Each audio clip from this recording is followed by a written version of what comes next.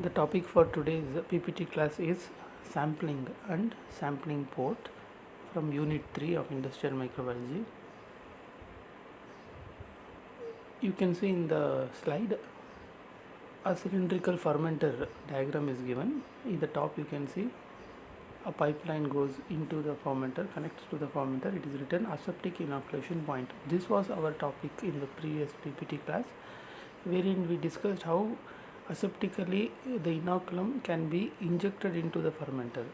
Why we inoculate the fermenter is to start the fermentation process, so that the concerned microorganism will start doing fermentation process and start producing the product. That is what we want in the industry.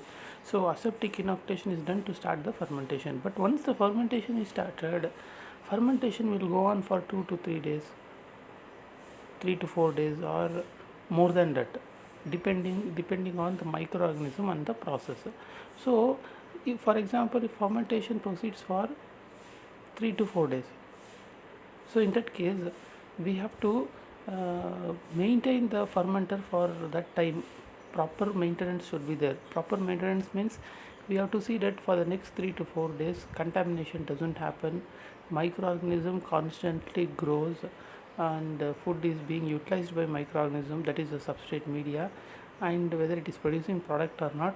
So in such a huge fermenter, we should be knowing what is happening inside for the next few days. You should have a confirmation that it is going on properly. So because it's a closed fermenter, you will not have a knowledge about what is happening inside the fermenter. So the only way to know that the fermentation is happening properly or not is to collection of sample. Only when you collect sample, you get an idea about whether fermentation is happening properly or not. So in the diagram, in the slide, you can see below there is one pipeline coming connected to the fermenter. It is written sampling point. So it is very important that samples are collected during the fermentation process to check whether contamination is happening or not, whether the organism is growing properly, whether the organism is growing in the log phase or not. That is very important. For all those things we have to take cell count, we have to count the cells. So whether the organism is properly growing or not, and whether the fermentation overall is happening properly or not, to check we need to collect samples. In the industry they will collect sample in periodically means at an interval of 1 hour. Every 1 hour samples will be collected for testing. Various testing will be done. So in the next slide you can see, I want to, before going into the sampling port, you should be knowing the difference between sampling port and sensor ports. Two types of ports are there. Sensor port means, in the diagram you can see right hand side there are sensor ports means they will just sense what is happening inside the fermenter. They will not take sample outside. Sensor ports, what they will do is, for example, pH probe, we call them as probes. Sensor probes you can call them as more appropriately. Probes means samples are not taken out, but they will do the assessment there itself. They will do, that is probes we call them as. For example, pH probe. Probe here means one device will be inserted into the fermenter from outside. For example, inside pH is 7, the probe will show you outside there will be a meter. So it will be 24 hours inserted. The probe will be inserted 24 hours. You are not going to take out the probe, and constantly every minute you can notice the pH. For example, if it is a pH probe, you can notice the pH of the fermentation medium inside. If it is a temperature probe, you can see the temperature inside the fermenter. Like that, dissolved oxygen probe is there to check what is the oxygen concentration inside the fermenter. Like that, probes are there to find out the foam production. Foam probes are there which will sense the foam sensor we call them as. Like that, so they should not be confused with our sampling port. Sampling port is just for collection of sample. We are studying in this particular slides, in this particular PPT class, is sampling port, how to collect samples. Sampling device we are studying. It is different from sensor ports, which just sense the fermentation process inside. So why sample has to be collected?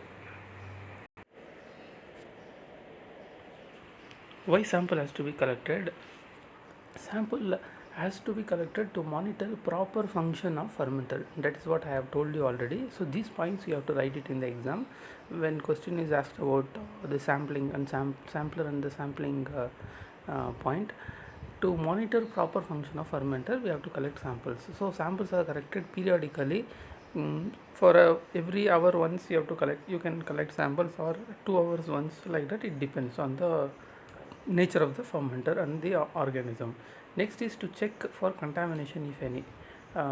It is very important that you should be knowing whether any contamination is happening or not. Only way to know is to collect samples and test it under microscope. You have to see whether any other forms of microorganism is growing in the fermenter or not.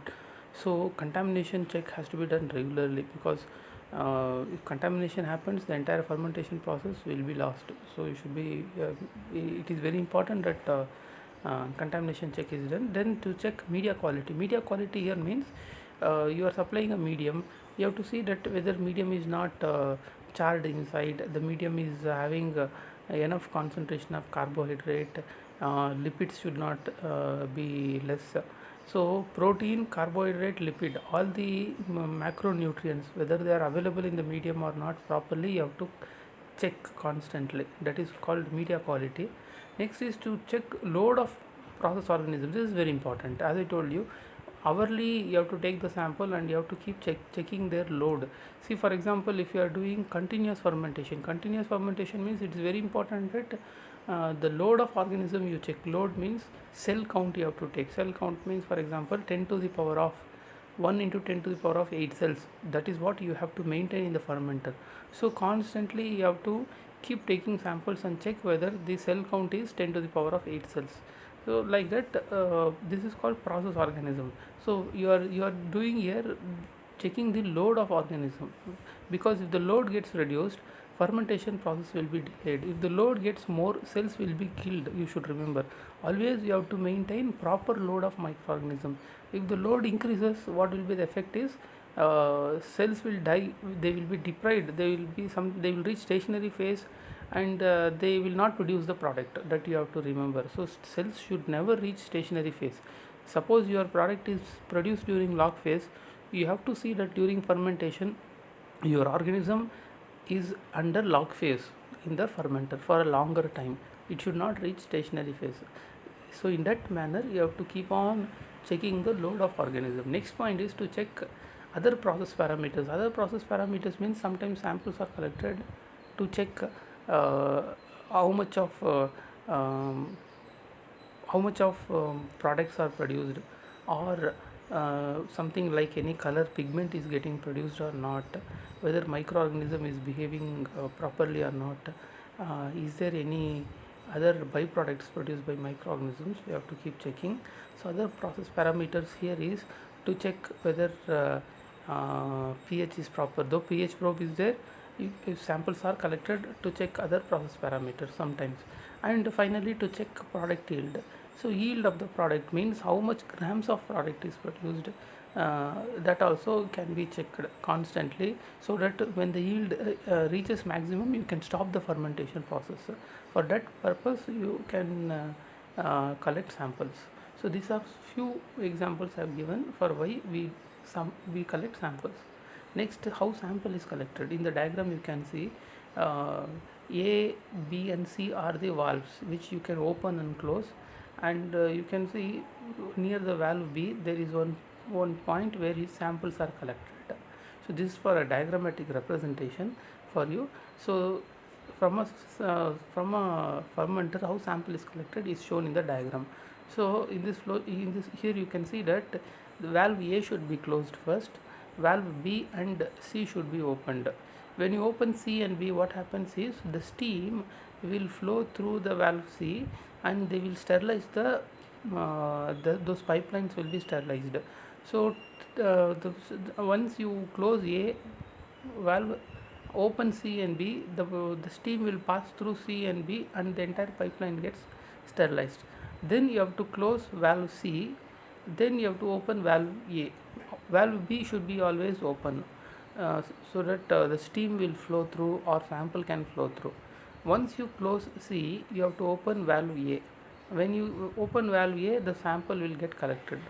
Once sample is collected, you can close the valve A, and then after closing valve A, again you can collect the sample.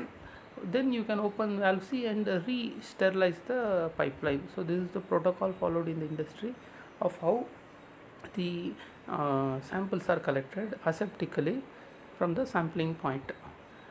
Here you can see one of the simplest way of collecting sample is, you need not do whatever I told you before. That steam also is not required here. Just this is what you can see is one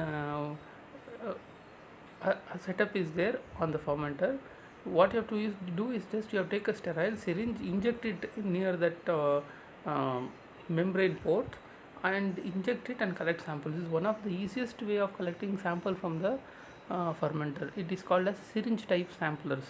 So as you see, that is a sampling port. The stainless steel one is sampling port. You are just inserting the syringe inside through that mesh, and you are collecting the sample. So simplest type of sample collector. The same diagram, I'm showing it in other angles. You can see the blue color is the fermenter. Inside fermentation is happening. You can see that a pointed long needle syringe is injected through the sampling port, and you are collecting the sample.